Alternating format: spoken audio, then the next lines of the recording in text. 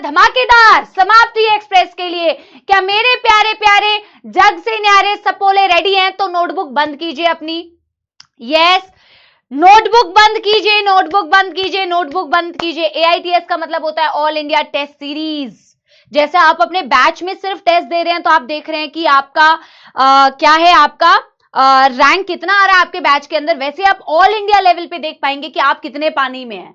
ठीक है, वो ऑल इंडिया टेस्ट सीरीज होती है, लास्ट में होती है, ठीक है ना, उसकी इंफॉर्मेशन सब मिलेगी, अभी से लोड नहीं लेना।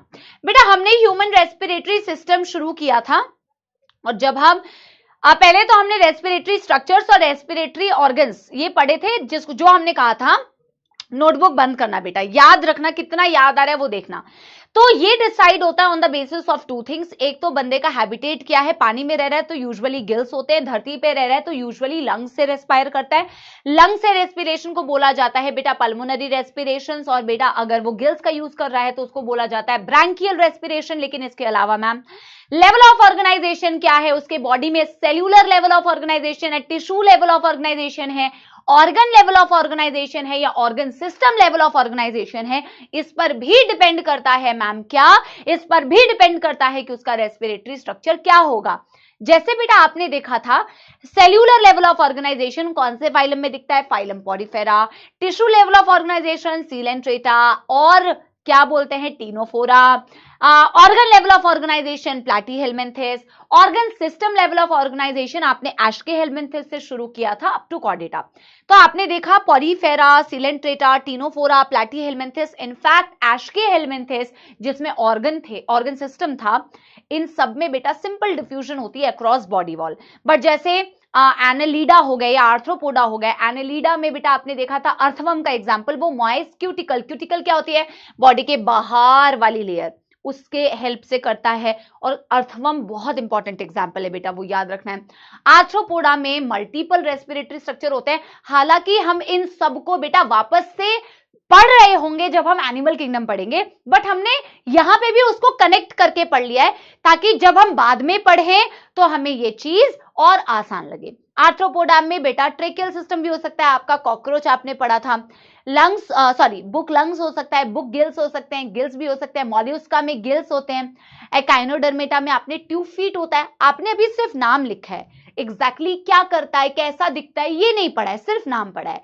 फिर आपने हेमिकॉर्डेटा में गिल्स पढ़े, और कॉर्डेटा में तो अलग अलग होता है। कॉर्डेटा में मछली जल की रानी गिल्स, कॉर्डेटा में एम्फीबियंस आते हैं, बकोफेरिंग्स, लंग्स हो गए, गिल्स हो गए, स्किन हो गया, मल्टीपल। फिर बेटा सपोले जिसमें आते हैं, एक्चुअल वाले सपोले, रेप्टाइल्स, फिर बेटा एव्स यानी कि बर्ड्स, और फिर बेटा मैमल्स, ये सब लंग से रेस्पायर करते हैं। यहां तक किसी को कोई दुखद समस्या तो नहीं बेटा? सारे लर्न याद आ रहे हैं? आप लोग नोटबुक बंद करके कर रहे हैं ना बेटा? देखो चीटिंग मत करना, मैम ऑनलाइन है बट आप तो बेटा ईमानदार हो ना। Yes everybody, yes.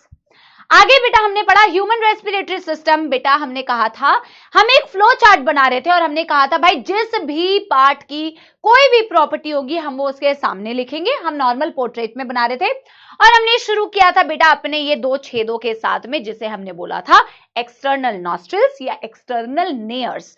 ये दो छेद होते हैं आपके अपर लिप के ऊपर, और ये छेद हैं सिर्फ, ये अंदर का स्पेस नहीं है, ये सिर्फ छेद है, ओपनिंग से जिसके थ्रू एयर की एंट्री होगी आपके किसके अंदर, अगले पार्ट के अंदर, जिसे बोला जाता है नेजल चेंबर, नेजल कैविटी, जिसके अंदर म्यूकस होता है, फाइन हेयर होते हैं, और काम भी होता है बेटा उसका ना, जितने भी एयर के थ्रू डस्ट पार्टिकल्स आ रहे हैं उसको ट्रैप करना, ताकि वो अंदर ना जाए बेटा, उसको ट्रैप करना।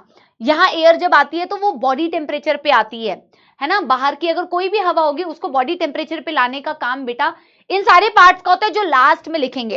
एक्सटर्नल नॉस्ट्रिल से शुरू करते हुए कहां तक का मैं अभी बताऊंगी आपको, ठीक है? अभी हमने इतना सब लिखा नहीं है। नेजल चेंबर, नेजल कैविटी, फिर हमने लिखा था जैसे बाहर दो छेद होते हैं मैम, अंदर भी ऐसे ही दो छेद होते हैं। और बेटा मैंने आपको एक डायग्राम भी बना के बताया था, अंदर के दो छेदों को क्या बोलते हैं बेटा, इंटरनल नॉस्ट्रिल्स या इंटरनल नेयर्स। दैट्स ऑल, आपने ऐसे ही लिखा, दो छेद बाहर दो छेद अंदर, ठीक है? इंटरनल नॉस्ट्रिल्स आपको कौन से पार्ट पे लेके जाएगा, फेरिंग्स। फेरिंग्स के लिए डायग्राम भी बनाया, फेरिंग्स के लिए आपको एक इमेज भी दिखाई थी मैंने बेटा, और आपने कुछ ऐसे बनाया था, आपने कुछ ऐसे बनाया था कि समझो ये ओपनिंग हो गई, ये मुंह हो गया बंदे का, तो जैसे ये नाक की ये आपने बेटा नेजल चेम्बर बनाया, वैसे बेटा मुंह से ये आपने क्या बनाया, ओरल कैविटी। और मैंने कहा था ना बेटा इन दोनों के बीच में ये वाला जो पार्ट है ये आपका हार्ड पैलेट है। ये जो आ करो, आ करके ऊपर रूफ को अगर टच करोगे हार्ड पैलेट, तो ये क्या है बेटा, ये उन दोनों के, ये नेजल कैविटी है तुम्हारी, ये ओरल कैविटी है जिसमें खाना आता है।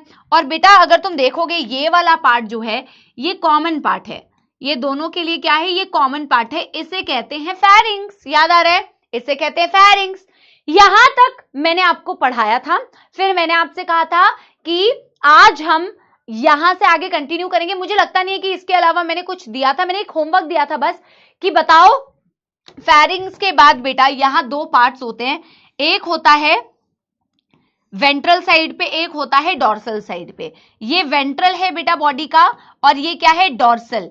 ये डॉर्सल है, ये भी बात याद रखनी है बेटा, आप डॉक्टर्स बनने वाले हो, यू आर फ्यूचर डॉक्टर्स, तो फ्यूचर डॉक्टर्स को बेटा थोड़ी सी ना इन सब चीजों में गड़बड़ी नहीं करनी है। एंटीरियर, पोस्टीरियर, वेंट्रल, डॉर्सल, ये वाली साइड अपनी वेंट्रल है।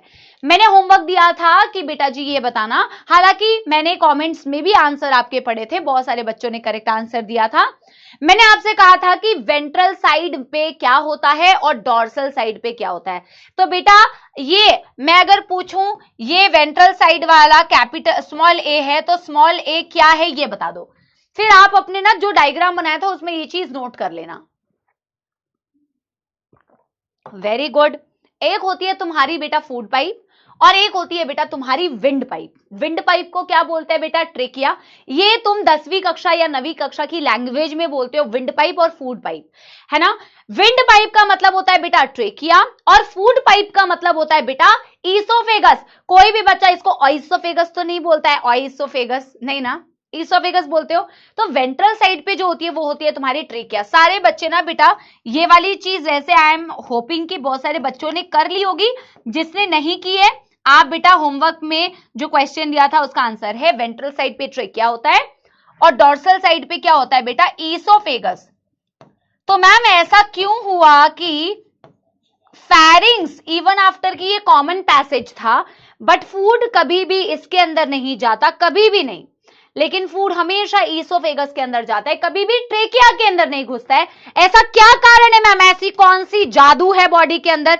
अब बेटा सारे बच्चे ना मुझे एक आंसर देंगे, मुझे पता है जो बचपन से पढ़ते हो तुम्हें वो एक आंसर पता होगा, बट मेरे को पता है कि तुमने वो डायग्रामेटिकली कभी विजुअलाइज ही नहीं किया है कि वो कैसे बचाता है फूड को, तो हम देखेंगे वो कैसे बचाता है। आप सबको आंसर पता होगा, आप सबको आंसर पता होगा कि फूड ट्रेकिया के अंदर क्यों नहीं जा रहा है, बट आधे बच्चे जिनको आंसर पता है ना उसको ये इमेजिन नहीं कर पाता है वो कि कैसे प्रेजेंट है वो चीज जो उसको बचा रही है वहां जाने से।